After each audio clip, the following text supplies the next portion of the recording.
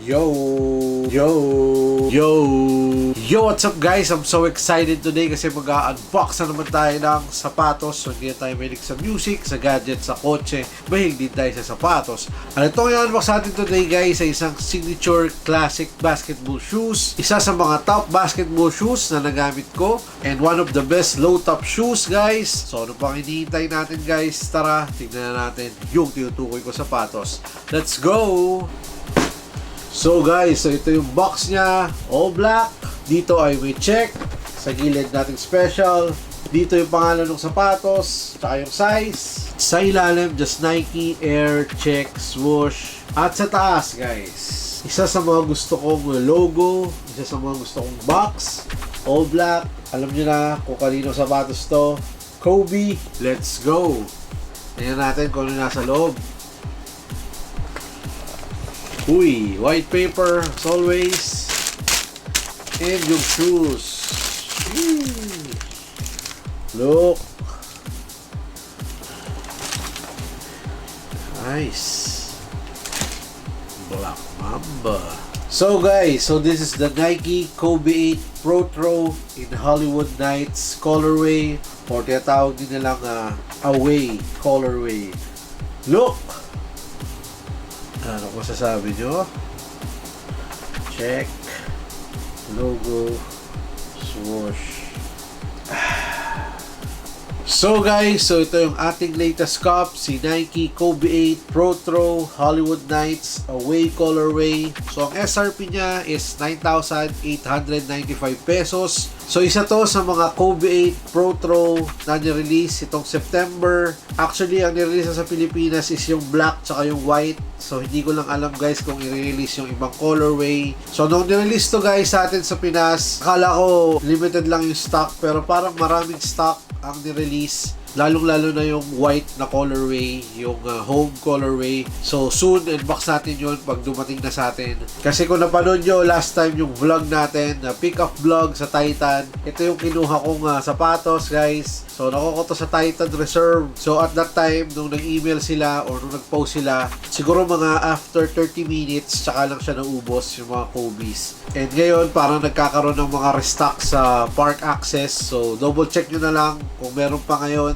na moment na in-upload ko tong video. Baka pag in-upload ko tong video, baka ubos na yung stock or baka mag-replenish pa sila ulit. Isa to sa mga easy cup ko guys. And ang maganda rito is hindi mataas yung kanyang resale value. Para sa akin, good deal tong Kobe 8 Pro Throw Hollywood Nights, kasi daw this is a remarkable example of the fusion between sports, performance, and street fashion. So si Kobe Bryant, alam niyo naman na taga LA, Cali. So mostly doon niya in-spent yung time niya, yung career niya. Kasi sabi nila itong iteration daw na Hollywood Nights is honors the glitz and glamour of Los Angeles. So malapit lang yung Hollywood doon guys. And lagi ko sinasabi pag nag-unbox tayo ng Kobe 8 Pro Throw, isa to sa mga top performers or top Kobe Bryant shoes. Para sa akin, like I said, not my favorite Kobe Bryant shoes, pero nag-enjoy ako gamitin si Kobe 8 Pro Throw. And alam nyo naman, sa Kobe 8 na injured din si Kobe Bryant. So, ingat-ingat din tayo. Pero anyways, natutuwa ako kasi maraming nakakap ng SRP dito sa Kobe 8 Pro Throw, itong black tsaka yung white. So hopefully mag-restock pa ulit yung mga store, kasi nagpunta ako ng mga ilang-ilang store, may mga nakita pa akong ilang-ilang sizes din ng mga Kobe's.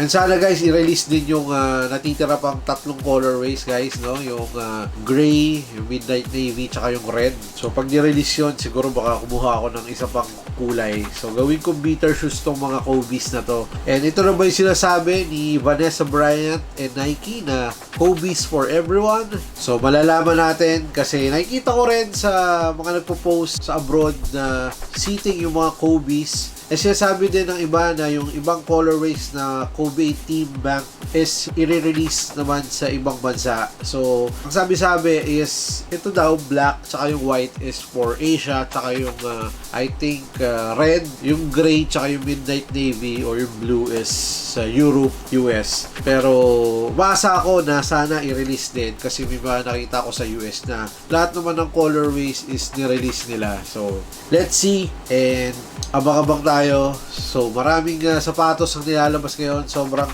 paganda ng paganda yung mga basketball shoes. Pero you can't go wrong with Kobe's, man. And guys, kung kayong tatanungin, is this a cup or drop? Ano ba yung trip nyong colorway? Trip nyo ba yung black? Trip nyo ba yung white? Nakita ko yung white in person, man. Sobrang astig. Hindi ako mahilig sa white colorway na sapatos, pero nung nakita ko yun, parang gusto ko na din. So, kinap ko na. Pero overall, Hollywood Knights, man. Kobe 8 Pro Throw. Yung rate ko to, it's 9.5 out of 10. Almost perfect siya sa akin. Kung sana ginawa nila tong black, guys, tong ilalim, siguro 10 out of 10 to sa akin, guys. Hindi ko alam ba't ginawa nilang white lahat nung nirelease na Kobe 8 Pro Throw. Pero it is what it is. Wala tayong magagawa. So wala siyang XDR tag na nakalagay. So I don't know if pwede siya sa outdoor. Pero mukhang pwede naman. Siguro sa mga well-painted na semento. Kasi medyo matigas naman yung ilalim. And all goods, guys, para sa akin. Kobe 8 Pro Throw. Ito yung isa sa mga dapat nyong i-cop habang hindi pa siya tumataas or hindi pa mataas yung value. Kung gusto nyo ng Kobe's, this is it, man. Ayos. So guys, so yung upper ng Kobe 8 Pro Throw Hollywood Knights is an engineered mesh upper providing a lightweight yet durable feel essential for the quick, dynamic movements that characterize Kobe's playing style, guys. So dito sa gilid, it's color yellow yung check, pati dito isang maliit na check. So sa kanyang sintas, guys, so it's color black. So ito yung tongue, guys, ng Kobe 8. So may logo dito, the Black Mamba, color violet, guys. Sa likod, meron ding logo and TPU dito sa gilid with a Kobe Bryant signature. So guys, so pag Kobe 8, meron siyang insole. So this is a Nike React insole. So ito yung isa sa mga binago dito sa sapatos kasi dati is Lunar Lawn.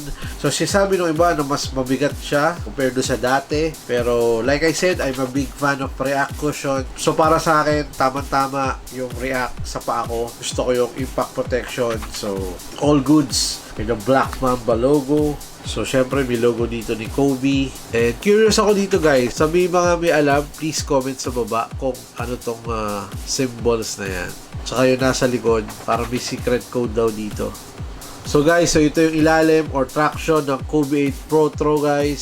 So, kakaibang herringbone sa ilalim. Dito sa gilid, carbon fiber, carbon lodi, at may logo ni Kobe Bryant in color black. So wish ko lang talaga naging black to para all goods. Gagamitin ko siya sa outdoor. Pero nasa sa inyo yun, guys. Kung gusto nyo siya gamitin outdoor, it's up to you, guys. Pero tingin ko pwede naman. So in terms of sizing, so kinuha ko si Kobe 8 Pro Throw on size 11. So yun yung kadalasang size ko pagdating sa mga Nike basketball shoes. Kahit Kobe shoes, laging size 11.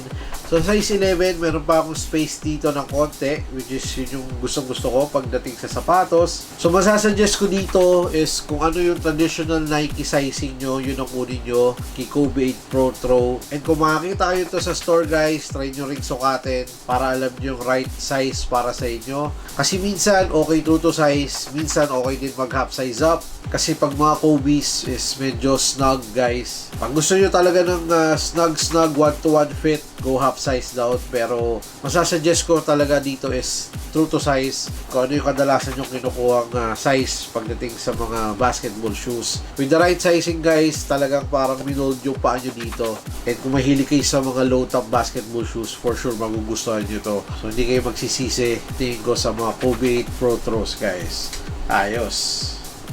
So guys, so maraming salamat sa isang quick look, quick unboxing dito sa ating Nike Kobe 8 Pro Throw Hollywood Knights colorway, isang solid na shoes mula sa Swoosh. Sa lahat ng subscribers sa patuloy na nanonood at sumusupport dito sa ating channel, maraming salamat sa inyo, man. Salute! Like and subscribe kasi minsan namimigay tayo ng mga giveaway, and please follow me on Instagram for more updates and details sa ating mga videos, stories, Reels at kung ano-ano pa. Sana guys, supportahan nyo ako sa aking mga social media accounts. And please also like my Facebook page kasi nag-upload din ako doon ng mga videos. Nag-upload din ako doon ng mga Reels, stories, at kung anong mga trip-trip natin. So sana guys, follow me on both platforms. And meron din nga pala akong TikTok account kung gusto nyo makita ng latest release sa sapatos fresh from the mall. Kasi hindi natin mabibili lahat kasi sobrang daming magagandang nirelease ngayon. So, kung trip nyo lang guys, please follow me. And maraming salamat. Excited na akong gamitin si Kobe 8 Pro Throw. So, peace. I'm signing out. Swoosh. Mamba mentality. Black Mamba. Brap!